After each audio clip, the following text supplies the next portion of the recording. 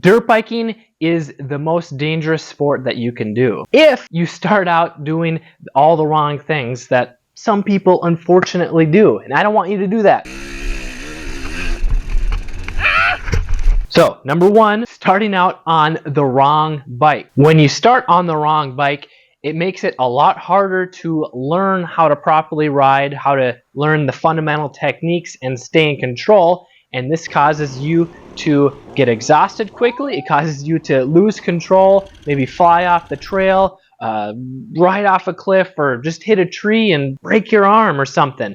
So what is the wrong bike? Well, generally it's just something that's too powerful. It's not the right type of bike for beginners. Now, it's really common for maybe your friend or just a lot of people that are recommending a bike to you to get, or you found one that's a really good deal, but it's not actually beginner friendly. So for example, Yamaha YZ250 two-stroke motocross bike. Maybe it's the best deal that you could find on like a 1998 YZ250 for $1,200. Great, but this thing has a lot of power, it's snappy, and it's hard to control because once you rev the engine out, get it up to higher RPM, especially in first gear where it's extra snappy, this thing really wants to fly out from under you, and it makes it really hard to control the clutch and the throttle. And if you aren't using proper body position to stay balanced on the bike, it's really gonna throw you for a loop, if you know what I mean. So even though it is possible to learn on a more powerful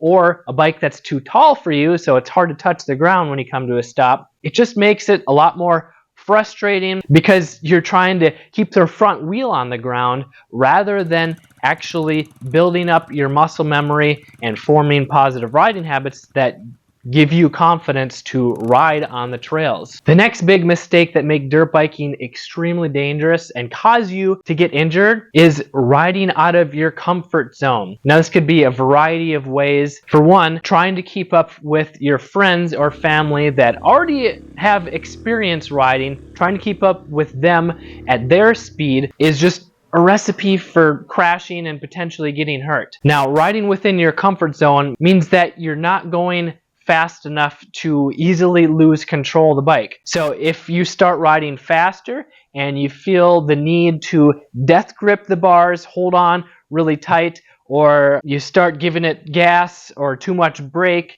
and you just start losing control, you don't have that sense of control and confidence, that's when you're riding out of your comfort zone and you need to slow down.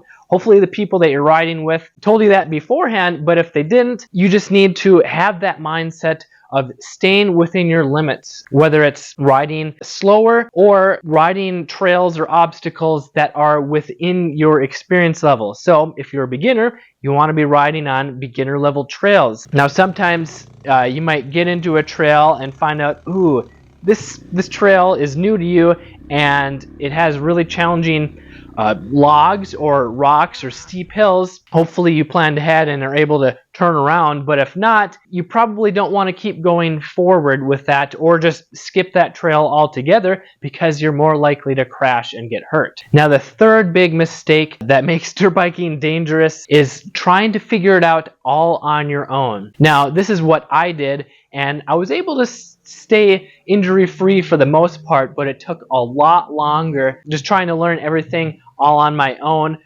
by getting more seat time, watching free YouTube videos. But when you try and teach yourself how to ride, it's really easy to form bad riding habits that cause you to get exhausted quickly, whether it's using poor body position, you're not staying balanced on the bike, and there's just little things that you can just not know about that are holding you back from giving you more confidence. And that's why I'm going through this 30-day, 30-video beginner training series so that I can get you started safely and on a budget. So if you want to know what bike is best for a beginner, you should subscribe and stay tuned for episode 3 tomorrow, or unless it's already out, click here, and then share this with a friend or family member that you want to get into dirt biking safely and on a budget. I'm Kelly Fager from Motocross Hideout. Learn more, ride more.